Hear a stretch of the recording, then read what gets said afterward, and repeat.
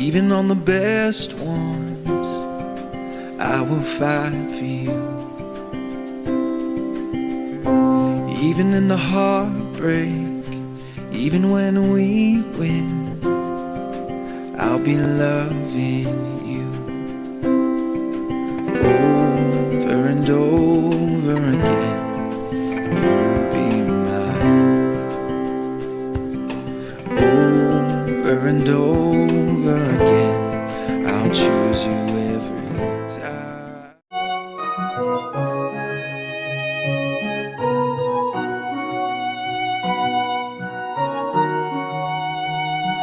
कलवरी के पास खड़ा हो, खून की धारा देखता जा, तेरे पापों का यही दाम दिया है मसीह यीशु ने। हम प्रभु परमेश्वर को धन्यवाद देंगे आज की सुंदर सुबह के लिए कि परमेश्वर ने आज की सुंदर सुबह मुझे और आपको दी ताकि हम परमेश्वर की निकटता में आ जाएं, परमेश्वर को धन्यवाद दे सके। प्रियो, मैं आप सभी का स्वागत और वेलकम करता हूं आज की सुबह इस डिवोशन में। इससे पहले कि हम अपने दिन की शुरुआत करें, उस परमात्मा को, उस ईश्वर को, उस परमेश्वर को हम याद करें ताकि हमारा दिन, पूरा दिन हमारा आशीष में बने और हम बहुतों के लिए आशीष का, आनंद का कारण बनते चले जाएं। इसलिए प्रभु हमें आशीष देना चाहता है ताकि हम परमेश्वर की महिमा कर सकें।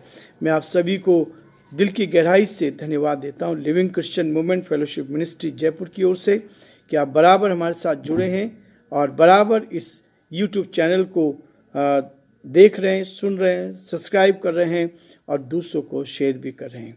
प्रभु आपको उत्तम से उत्तम आशीष दे और आप परमेश्वर की महिमा का कारण बनते जाएं। प्रियो, आज का जो विषय है, इस विषय को लेकर हम चलेंगे, विजेता के द्वारा विजय। विजेता के द्वारा विजय। परमेश्वर हमें उस विजेता के द्वारा, जिसने इस पृथ्वी पर आकर अपने आप को विजयी घोषित कर अपने जीवन को हमारे लिए दे दिया और ऐसा जीवन जिया। जब प्रभु इस संसार में थे तो 40 महीने में, केवल 40 महीने में जो सेवा उन्होंने की है वो इतनी बड़ी सेवकाई है कि आज सारी दुनिया में उसके नाम को हम देखते हैं। एक विजेता के रूप में, एक जीवित हो उठा प्रभु, मौत पे जीत पाकर वो फिर से इस संसार में जीवित हो उठा और आज भी जीवित है। एक ऐसा विजेता जो वास्तव में जीत पर, मौत पर जीत पाकर परमेश्वर ने उसको इस पृथ्वी पर रखा ताकि हम उसकी आत्मा में होकर नई सामर्थ को प्राप्त कर सके। इब्रानियों उसका 2 अध्याय उसके 18 पद में इस प्रकार से लिखा है, क्योंकि जब उसने परीक्षा की दशा में दुख उठाया तो वह उनकी भी सहायता कर सकता है जिनकी परीक्षा होती है। हम देख रहे थे परीक्षा के विषय में, और इसलिए परमेश्वर जिसकी परीक्षा करता है उसको सफलता देता है। परीक्षा का मतलब है सफलता, सफलता का मतलब है जीवन में उन्नति, उन्नति का मतलब है मजबूती, और परमेश्वर हमें मजबूती की ओर लेके चलना चाहता है ताकि हम और आगे बढ़कर परमेश्वर की महिमा करें। प्रियो, हम 2 कुरिन्थियों का 7 अध्याय का अध्ययन कर रहे हैं। आज हम उससे आगे बढ़ेंगे। आज 7 और 8 पद को मैं आपके सामने पढ़ूंगा ताकि इसके द्वारा भी हम परमेश्वर की शांति को अपने जीवन में लेकर आगे बढ़ सकें। कल हमने देखा था 6 पद को, उसके बाद आज हम उससे आगे चलेंगे ताकि परमेश्वर की शांति जो है वो हमें मिले। जब एक दूसरे के साथ संगति हम करते हैं तो परमेश्वर हमें शांति से भरता है। लिखा है 7 पद में, और ना केवल उसके आने से परंतु उसकी उस शांति से भी जो उसको तुम्हारी ओर से मिली थी, और उसने तुम्हारी लालसा और तुम्हारे दुख और मेरे लिए तुम्हारी धुन का समाचार हमें सुनाया, जिससे मुझे और भी आनंद हुआ। 8 पद, क्योंकि यद्यपि मैंने अपनी पत्री में तुम्हें शोकित किया, परंतु उससे पछताता नहीं जैसा कि पहले पछताता था, क्योंकि मैं देखता हूँ कि इस पत्री में तुम्हें शोक तो हुआ, परंतु वह थोड़ी देर के लिए था। परमेश्वर अपने इस वचन की पढ़े और सुने जाने पर आशीष दे, हम प्रार्थना करेंगे। धन्यवाद स्तुति के योग्य हमारे सामर्थ्य परमेश्वर, आज की सुंदर सुबह के लिए आपको धन्यवाद। आज का दिन आपने हमें दिया प्रभु, ताकि आज हम आपकी महिमा कर सके। सोमवार के दिन मार्च की 4 तारीख को लेकर हम आज आपके चरणों में हैं और आज की सुबह के लिए आपको दिल से धन्यवाद देते हैं और प्रार्थना विनती करते हैं, पिता आपका हाथ हमारे साथ बना रहे, ये दिन हम सब के लिए आशीष में बने। जो इस आवाज को सुन रहे हैं, हम सब के लिए आशीष को मांग लेते हैं परमेश्वर और प्रार्थना करते हैं, पिता उनको आशीषित करे, उनके परिवारों पर आशीष दे, वो आपकी उपस्थिति का एहसास कर सके। विश्वास सुनने से और सुनना मसीह के वचन से होता है प्रभु। हमारा विश्वास और मजबूत हो सके, हम इस वचन को सुन रहे प्रभु जी, इसलिए विश्वास सुनने से आता है प्रभु। और जो वो लोग इस आवाज को सुन रहे प्रभु, आप उनको ब्लेस करें, आशीष दे और विश्वास उनके जीवन में दे, ताकि परमेश्वर आगे बढ़ते जाएं। हमारे प्रदेश राजस्थान के लिए प्रार्थना करते हैं, यहाँ के मुख्यमंत्री के लिए प्रार्थना करते हैं, आपका हाथ उन पर बना रहे, आपकी करुणा उन पर बनी रहे। हम प्रार्थना करते हैं हमारे देश के प्रधानमंत्री के लिए, राष्ट्रपति के लिए प्रभु, आप उनको भी अच्छी बुद्धि दे, अच्छा ज्ञान दे, आपका हाथ उनके साथ बना रहे, ताकि इस देश का संचालन प्रभु जी आपकी महिमा के लिए कर सके। हम सारी महिमा आदर गौरव प्रभु जी आपको देते हुए इस प्रार्थना को अपने प्रभु अपने धार करता यीशु मसीह के नाम से मांगते हैं, आमीन। प्रियो, परमेश्वर का वचन कहता है, परीक्षाओं पर विजय प्राप्त करने के लिए, परीक्षाओं पर विजय प्राप्त करना। जब आप परीक्षा में हैं तो आप इन पर जीत पाएं। परीक्षा में मतलब होता है आगे बढ़ना। परीक्षा का मतलब होता है जीवन में आगे बढ़ते चले जाएं और परमेश्वर की महिमा करें, यीशु की ओर ताकते रहें। यीशु ने संसार में आकर मौत पर जीत पाई है और परीक्षाओं में हमें सफलता देता है। हमारी चाहे कैसी परीक्षा क्यों ना हो, उन सारी परीक्षाओं में वो हमें सफलता देता है। सांसारिक रीति से चाहे आत्मिक दृष्टि से, हर कदम पर वो हमारी सहायता करता है और उसी में वो उत्तर भी हमें देता है, ताकि हम उसकी ओर ताकते रहें और उसी में आगे बढ़ते चल जाएं। वो भी हमारी नाई परखा गया, लेकिन वह विजयी रहा। वो भी हमारी नाई परखा गया, परंतु वो विजयी रहा।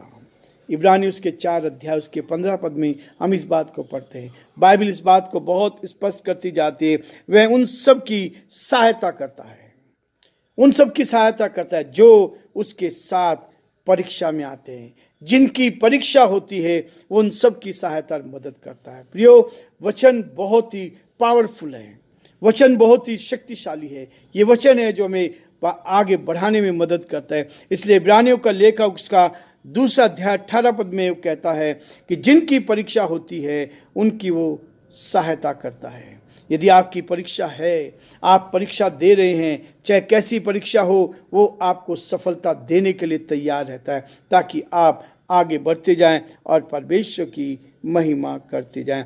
अपनी तरफ से हमें पहले अपने शरीर के अंगों को जीवित बलिदान करके परमेश्वर को देना है। अपने अंगों को जीवित बलिदान करके परमेश्वर को बलिदान चढ़ाना है। रोमियो में हम इस बात को पाते हैं। रोमियो उसका 12 अध्याय 1 पद में, अपने जीवनों को बलिदान करके चढ़ाओ, उस प्रभु के हाथ में सौंप दें, अपने आप को उसके हाथों में सौंपे। वो हमारे जीवन का कंट्रोल करेगा, वो हमारे जीवन को नियंत्रित करेगा, वो हमारे जीवन को अपने हाथों में लेगा, ताकि हम उसके साथ आगे बढ़ते जाएं और जो परमेश्वर की योजना है उसको हम अपने जीवन में पूरा करते चले जाएं। वही हमें आगे बढ़ाता है, वही हमारी सहायता करता है, वही हमें इसलिए आगे लेके चलता है ताकि हम उसके साथ अपने जीवन को व्यतीत करते चले जाएं। यहाँ पर जब आप 2 कुरिन्थियों के 7 अध्याय के 7 पद में देखते हैं, और ना केवल उसके आने से परंतु उसकी उस शक्ति से भी जो उसको तुम्हारी ओर से मिली है, और उसने तुम्हारी लालसा और तुम्हारे दुख और मेरे लिए तुम्हारी धुन का समाचार हमें सुनाया, जिससे मुझे भी आनंद मिला। एक दूसरे का संदेश लेकर, एक दूसरे के विषय में जानकर। मसीह जीवन एक ऐसा जीवन है जब एक दूसरे की समस्याओं में, परेशानी में, कठिनाई में, क्लेश में हम एक दूसरे की सुनते हैं तो हम एक दूसरे को प्रोत्साहित होते हैं। हम इस बात को कहते हैं कि जब हम एक दूसरे की मदद करते हैं तो हम एक दूसरे को और अधिक आगे बढ़ा सकते हैं। प्रियो, दुख में, तकलीफ में, मुसीबत में हम एक दूसरे के साथ आगे बढ़ते जाएं और जो परमेश्वर की योजना है उसको अपने जीवन में हम पूरा करते जाएं। 8 पद कहता है, क्योंकि यद्यपि मैंने अपनी पत्री में तुम्हें शोकित किया था। पौलुस ने इस बात को कहा था, अपनी पत्री में लिखता है, हर व्यक्ति को लिखा ताकि हम सही रास्ते पर चलें, हम गलत रास्ते से छोड़कर, पाप को छोड़कर प्रभु के साथ आगे बढ़ते जाएं। परमेश्वर की महिमा मेरे और आपके द्वारा होती चली जाए। यही परमेश्वर मुझसे और आपसे चाहता है, ताकि हम आगे को परमेश्वर के साथ बढ़ते चले जाएं, आत्मा में बढ़ते जाएं, परमेश्वर की महिमा करते चले जाएं। अपने शरीर को जीवित और पवित्र बलिदान करके चढ़ाओ, यही तुम्हारी सेवकाई है। इसलिए वो कहता है, आप में वो निवास करने वाला यीशु के द्वारा पाप को कहने की सामर्थ रखता है, पाप को अलग करने की सामर्थ रखता है। जो पाप हमारे अंदर निवास करता है उसको अलग करने में यीशु की सामर्थ हमें मिलती है, ताकि हम पाप से अपने आप को अलग हटाएं, पाप में अपने जीवन को ना जी। हम उसको मना कर सकते हैं, हम उसके साथ जीवन नहीं जी सकते, लेकिन वो चाहता है, परमेश्वर ने हमें हर बात में सिखाया है ताकि हम उसकी सामर्थ को लेकर आगे बढ़ते जाएं। उसने हमें परीक्षा की दशा में सिखाया कि हम पहचाने कि सत्य क्या है, असत्य क्या है। ये परीक्षा का मतलब क्या है? जब आप परीक्षा में पढ़ते हैं तो वहाँ से प्रभु हमें उठाता है। इसलिए याकूब उसका पहला अध्याय और उसके 3 पद में स्पष्ट लिखता है, हे भाइयों, जब तुम नाना प्रकार की परीक्षाओं में पढ़ो तो उसको बड़े आनंद की बात समझो। मैं इस बात को बहुत बार अपने जीवन में देखता हूँ।